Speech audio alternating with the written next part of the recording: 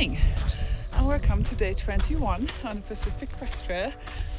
I had a chilly night, but I think I'm also slowly adjusting to that.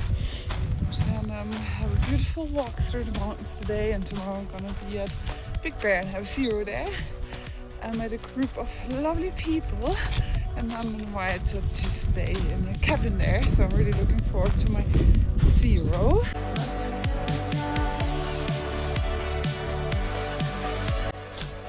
I just had another beautiful call with my best friend back home.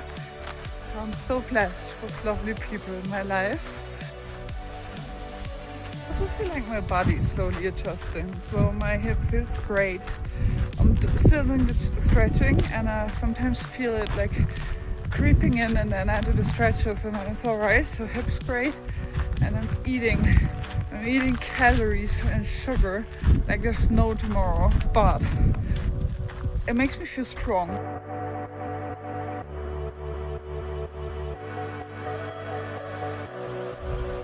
Look at that weather hanging there in between the mountains. The last few months I'm using to walk. 250!